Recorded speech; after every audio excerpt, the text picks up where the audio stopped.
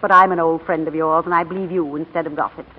But no one else will ever believe you until you produce a letter from the Duchess. She promised me a letter. Yes, so you've told me. Let me see. That was November. This is August. I've written to her over and over. Hand me such a letter and I'll see you get work. Without it, you'll never work anyplace. I know. What does Monsieur le Duc have to say about all this? I have told him. You hadn't... Well, you'd better, young lady, or I will. Oh, no.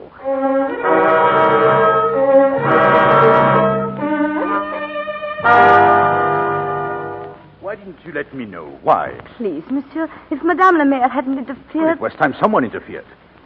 You would have gone on lying to me, pretending you had a position here with her. I didn't want you to know. You have enough trouble. And I kept hoping Madame would send the letter. I wrote so many times. When did you write last? What did she say? She never replied. Yes, that would be her answer. When the weak are also cruel, we should beware of them, my friend. The weak know how to use their power. They've got fat, white hands with which to squeeze and squeeze. Monsieur, stop. You frighten me. I frighten you? The look on your face. Oh, is it as noticeable as that I'm going mad? Please, let's forget the letter. I'll manage. Come to the house tomorrow. Come at 2 o'clock. No, I'll go back to England. Monsieur, I'll do anything. Come tomorrow. I promise you'll have the letter.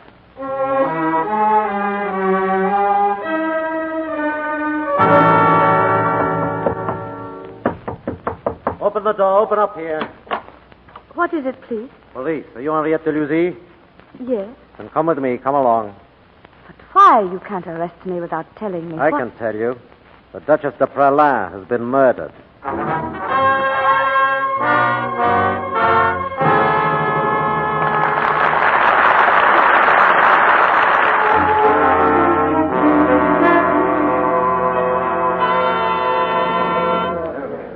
I call your attention, Mademoiselle de Lucy, to the fact that in your first questioning, you made a most violent avowal of your own guilt in this crime. I said I should not have asked for the letter.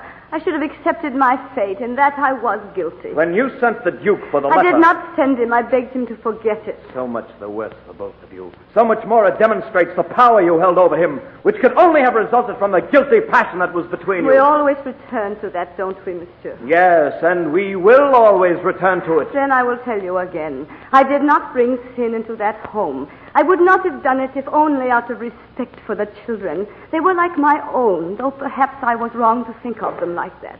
Can't you understand that it is possible to love honestly? Can you call it an honest love when it results in a violent crime and death? Yes, monsieur, it was honest. There was never anything evil between the Duke and myself in the past, and there was no future evil intended. Mademoiselle de Lucy, I have news for you that will make you speak. What more can I say? I advise you to prepare yourself for a shock. The Duke de Praslin has taken poison. Oh, no! Yes, mademoiselle. Oh, no! Even now, he is dying in the most painful agony.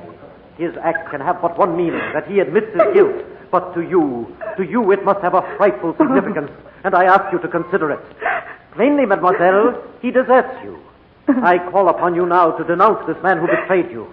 Rebuke his cowardice by the courage of your confession. I do not know by what means you have driven him to his terrible act.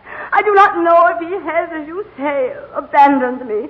I can only tell you what I have said before. If you refuse to speak, you drive me to a course which I hope to avoid. That of taking you to that house and bringing the two of you face to face. I beg you, monsieur. Do you wish to speak? Only for him. If he is dying, at least have the pity to let him die in peace. Summon carriages. Order a large guard. It will be needed.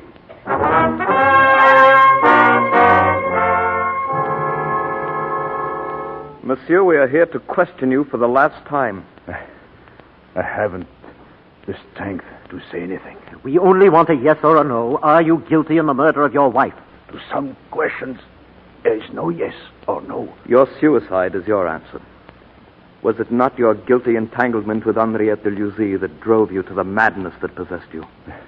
My strength fails me some of the time. Bring the girl in. Have you brought her here? You still have a chance to speak, monsieur. Stand there, mademoiselle, by the bed. Monsieur, you go to meet your creator.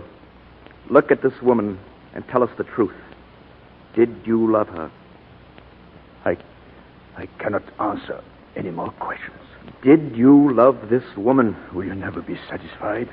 I am dying. What more do you want of me? Then the last chance comes to you, mademoiselle. Is there anything you wish to say to this man?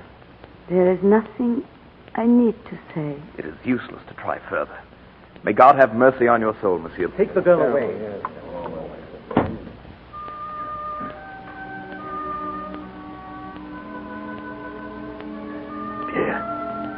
Pierre, where are you? I am here, monsieur. Oh, lean close. Listen carefully. You are the only one that I can trust. Oui, monsieur. There is little time. I want you to tell her something. Why I took poison. She may think that I was afraid. But I was not afraid for myself.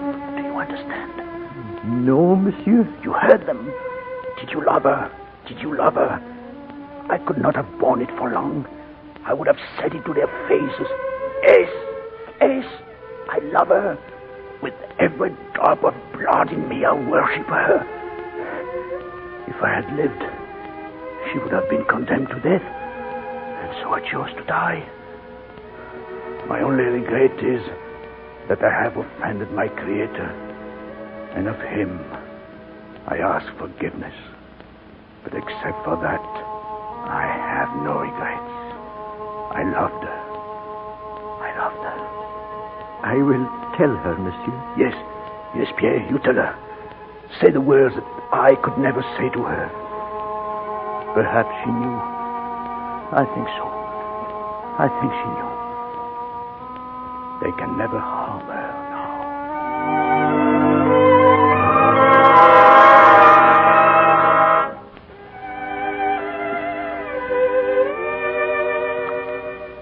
Mademoiselle de Luzy was freed at last. She was free of every prison except that of her memories. The Duke was dead, and she wished she might die too, but that was not possible. She had to go on living, facing the future. And what future was there for her in a place where she was hated, where the crowds on the street would gladly have torn her apart? I cannot tell you her emotions as she approached this strange new country. Suppose the terrible things that she wished so much to forget should follow her. People can be as cruel in one country as in another. They find copies of old newspapers and stir up what is best forgotten. They can exchange sly glances and whispers. And although they perhaps mean no harm, the ugly story spreads and grows until there is no peace for her. Not even in America. Oh, Mademoiselle, please don't go on. Please. It is for you to tell me the end of my story. You girls who face your own lives are to decide mine. You, Emily Schuyler. Now that I have spelled conciergerie for you, is there anything more you would like to know? I'm sure you'd like to ask some questions. I have no questions, Mademoiselle. Then do you think this governess deserves to suffer the rest of her life?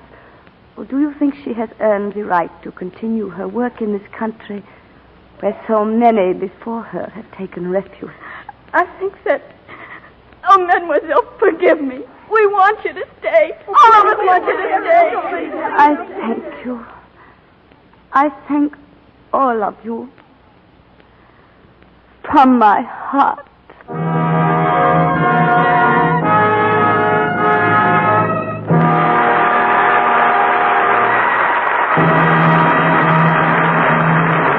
Our stars will be back in just a moment for their curtain calls.